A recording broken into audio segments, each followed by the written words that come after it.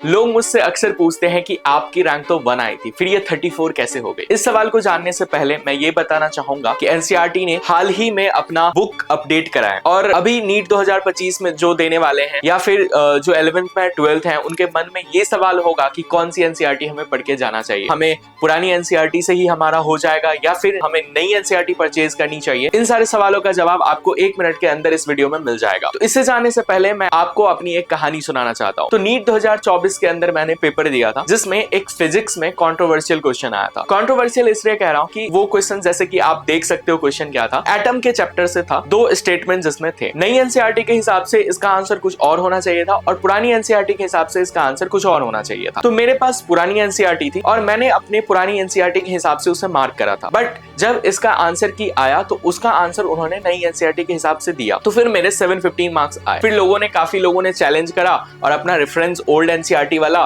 Photo खींच के भेजा कि यहाँ पे ऐसा लिखा हुआ है, ये होना चाहिए। उन्होंने बाद में बात मानी, हाँ ठीक है ये हमारी गलती है कि ओल्ड में ये थी, न्यू में ये थी। उन्होंने दोनों को ही मार्क्स, दोनों ही ऑप्शंस को मान लिया। फिर मेरा 715 से 720 हो गया और मेरी रैंक 1 आई। फिर आपको पता ही है कि नीट 2024 में कितने केसेस हुए। उन केसेस में एक किसी ने ये भी मुद्दा उठाया कि ये इसका आंसर एक ही होना चाहिए। तो फिर इस पे जब सवाल उठा तो इन्होंने, कोर्ट वालों ने उनको आईटी दिल्ली वाले से पूछा कि इसका आंसर क्या होना चाहिए। तो आईटी दिल्ली वालों ने जो उसका सही आंसर था, जो न्यू एनसीईआरटी के हिसाब से थी, उन्होंने वो बताया और फिर मेरा 720 से फिर से 715 मार्क्स हो गया और फाइनली जो मेरी रैंक आई वो 1 से 34 आई। तो ये थी कहानी। तो आपको इस कहानी से समझ आ गया होगा कि हमें कौन सी एनसीईआरटी को फॉलो करा है। और हाल ही में एनसीईआरटी ने अपना फिर से सिलेबस चेंज करा है और मुझे उम्मीद है कि आपने चेंजेस देख भी लिए होंगे क्योंकि बहुत सारे लोगों ने ऑलरेडी वीडियो बना रखी है इस चीज पे। बाकी मैं, अगर आपने नहीं देखा है तो मैं आपको डिस्क्रिप्शन में एक किसी भी वीडियो का लिंक प्रोवाइड कर दूंगा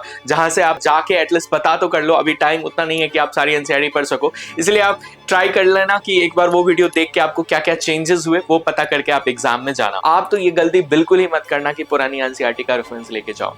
आप ट्राई करो एटलीस्ट न्यू एनसीईआरटी तो पढ़ के जाओ क्योंकि न्यू एनसीईआरटी बहुत फर्क लाती है। आप देख सकते हो, क्या पता आपका नेक्स्ट टाइम 720 आने वाला हो और आपका फिर से 715 हो जाए। तो ये बहुत ही थोड़ा सा अजीब लगता है कि एक बार वहां थे फिर यहाँ पे आने में।